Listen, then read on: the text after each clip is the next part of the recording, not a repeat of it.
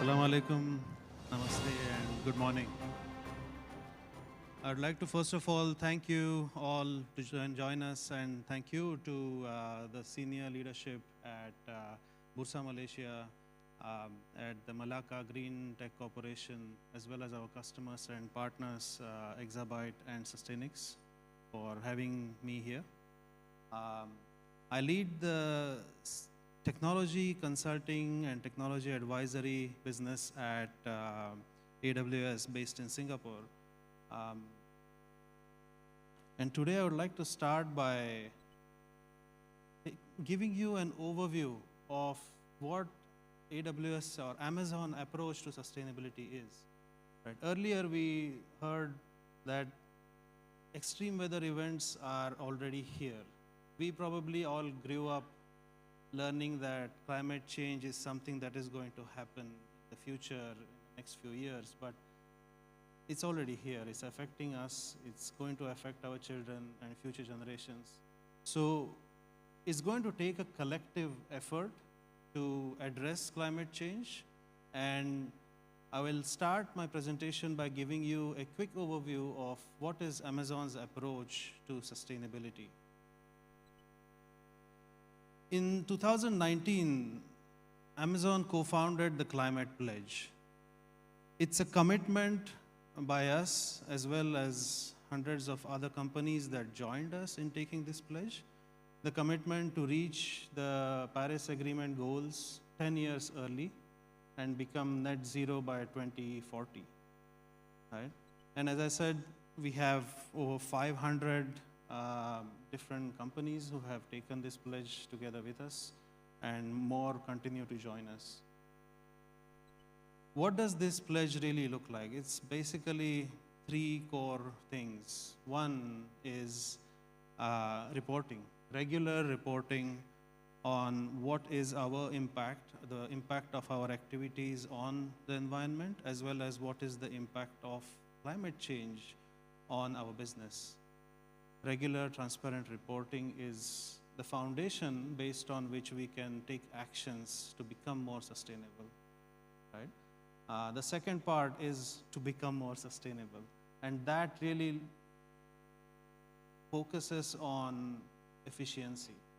Driving efficiency, energy efficiency in every part of our business has been what we have strived for. And I'm part of the cloud computing business of Amazon, Amazon Web Services.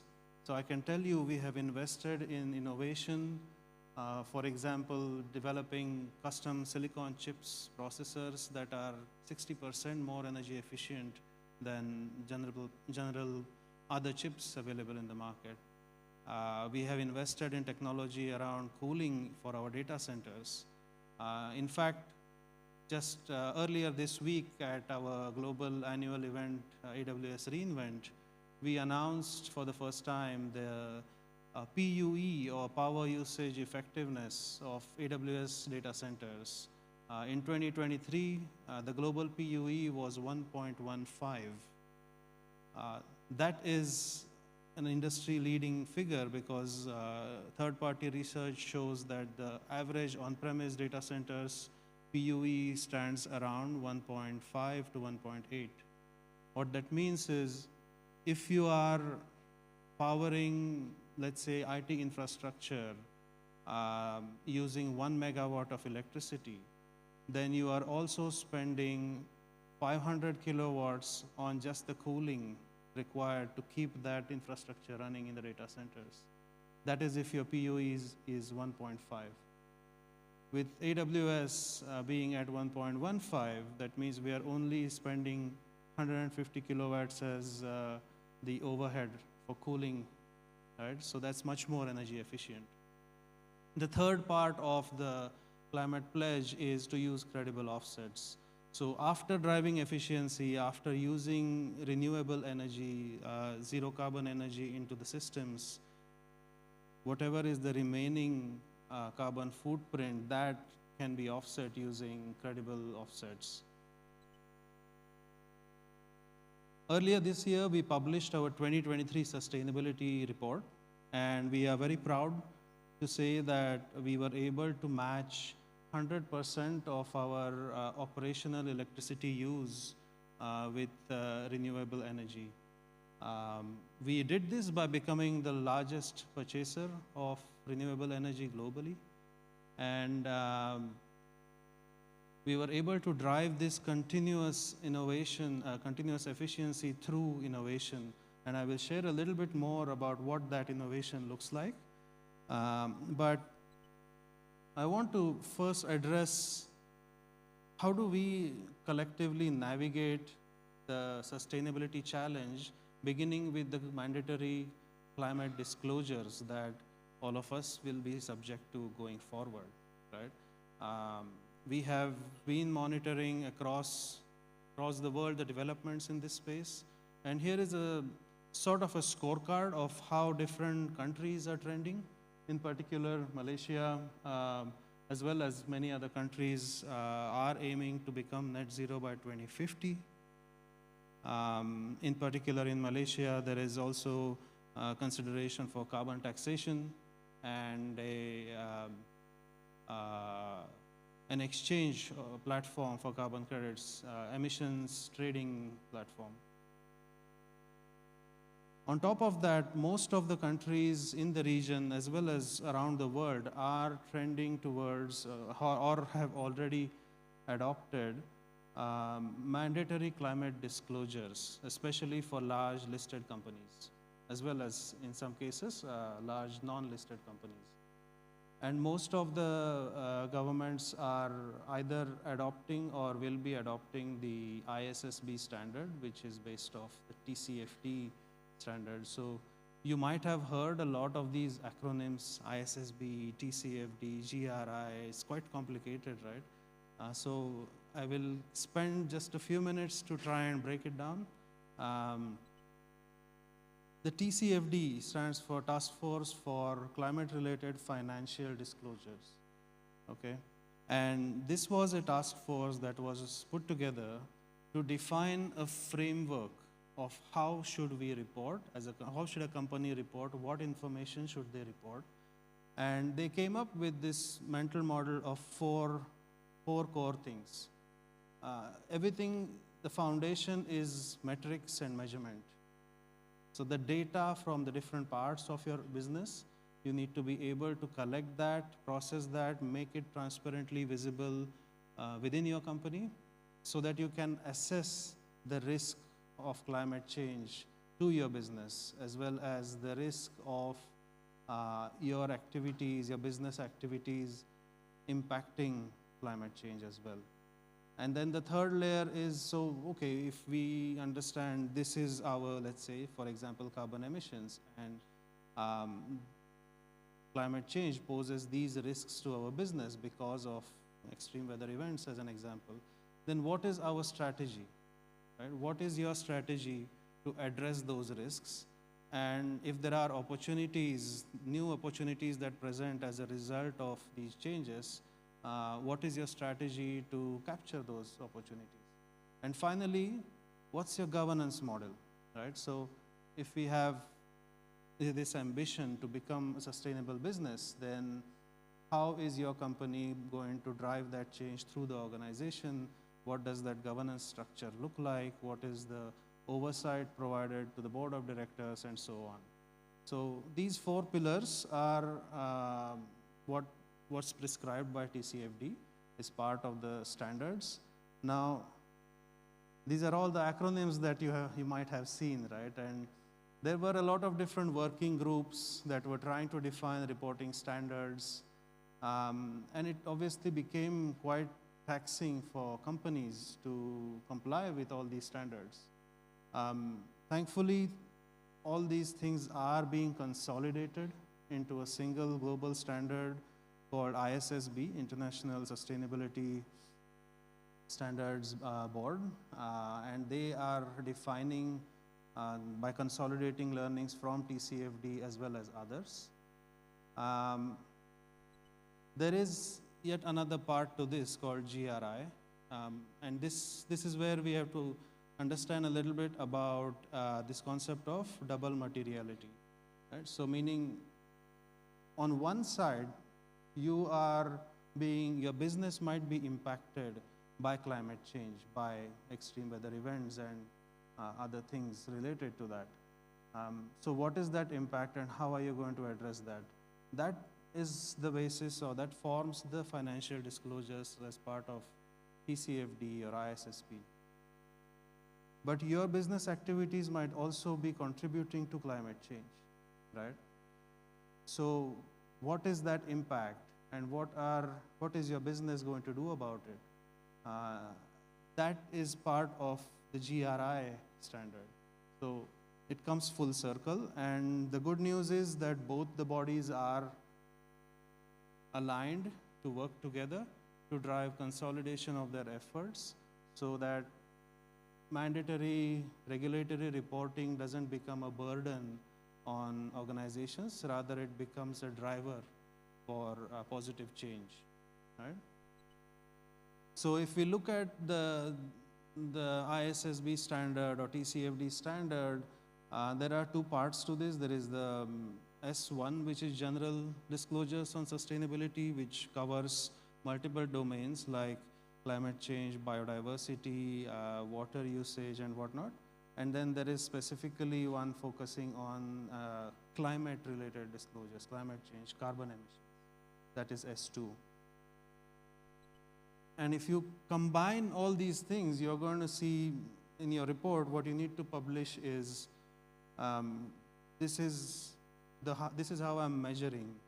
Then this is the risk assessment based on those measurements. This is the strategy and governance model combined across the different topics of biodiversity, climate change, and other things that are impacting our environment, right? So whenever you read sustainability reports, you generally see the structure roughly matching this, because this is what the standards prescribe. How do you get to that point where you're able to publish all this data, this information? Businesses are complex.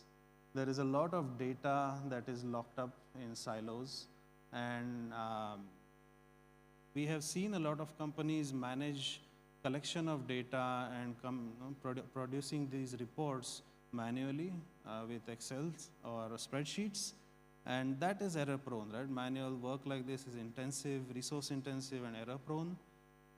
It leads to insights that are perhaps not very actionable or accurate either. So if you want to be accurate about your strategy and your reporting, it's a pretty complex problem to solve. And that is where you're going to need a robust strategy around data management. So I'll take a few minutes to just talk about what is the AWS approach and solution in this space. Right? We have created a sustainability data management platform, called it AWS Sustainability Data Fabric, and it's a prescriptive guidance of how you can build a data platform to unlock the different silos, pull in data from sources like your ERP system, your invoices and receipts of different procurement, your electricity purchases, your material purchases, and then process that data, because you might have thousands of suppliers and you might be purchasing different types of goods for your business. So what is the carbon footprint of that? And if you are using those raw materials to create your own products, the greenhouse gas protocol says the carbon footprint of the raw material or the production of the raw material should also be accounted for in your own products as part of the scope 3, right? So how do you do that? If you are buying, let's say, paper, what is the carbon footprint of the paper production itself? You are not producing the paper, so how do you calculate that? Calculating that can be challenging. There are different techniques. For example, you map the raw materials to emission factors, and then there are databases, globally published databases of emission factors that you might use. to improve the quality of your data. You can also ask your suppliers, hey, can you provide your carbon emission factors for the raw materials I purchase from you? If you have this type of information, then our platform can take that in as well and help you review the quality of data coming in and calculate the output, which will be the carbon footprint across your business. It can help you as a sustainability leader within your organization see where are the areas of driving efficiency within your business. You need that data, right? Without that data, you can't take actions. So we have technology that you can use to build such a platform. This is just a few screenshots of what that sustainability data management dashboard might look like. We have partnered with many companies who can build something like this for your business. And I know we have our hosts today who have also developed solutions in this space. So what you can expect to achieve from this type of a platform is a breakdown of across your business at a high level. What is your carbon footprint, scope 1, scope 2, scope 3, breakdown by different business units or by different products or facilities. The user experience might look like you simply upload PDF files into the platform, and the system will understand what is the information in the invoices, your energy consumption invoices. We use generative AI to pull together this type of information, match it with the emission factors, raw materials that you use. And then even after doing all of that data processing, it's still a lot of data to look through, right? So in order to make sense of that data, you need an easy way to consume, and you can use technology such as generative AI to chat with your data, to understand what are the outliers, where are the inefficiencies, right? Once again, our partners here have developed such solutions out of the box, so you don't have to build them. The same thing on the scope 3, so I'll just skip through this a little quickly. This one part is what I feel is quite important, because historically, if you look at sustainability reports and third-party research that has reviewed these reports, there seems to be a consensus that scope 3 reporting is a big challenge, and it is also where a lot of accuracy is a bit questionable, right? Because the data sources are so varied. So how do you demonstrate that you are actually tracking the data correctly and the values you're presenting are accurate? So the data accuracy features within our platform can help you demonstrate and build confidence in the information that you will be reporting to the regulators. Finally, I want to shine some light on the carbon footprint of IT infrastructure itself. Right? Earlier we saw, yes, you can make changes in built facilities, lighting changing to LEDs, changing vehicle fleets to electric vehicles. These are all extremely important positive changes. But the last few years, we have seen wave after wave of technology innovation.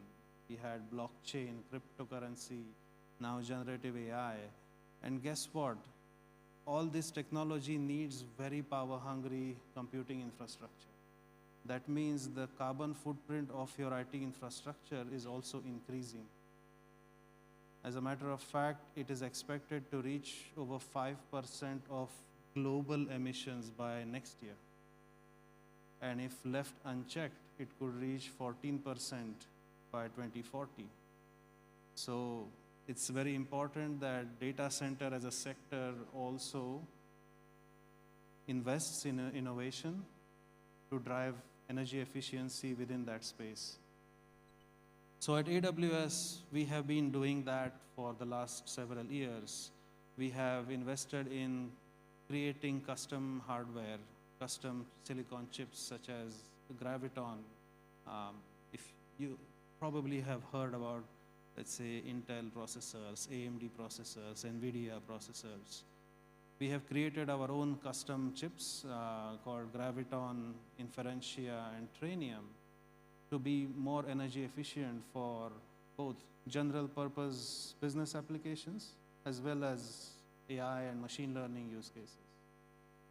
These are just one part of the innovation. We have also invested in creating more efficient cooling systems with a mix of direct air cooling as well as liquid cooling used within our data centers. And the use of renewable energy.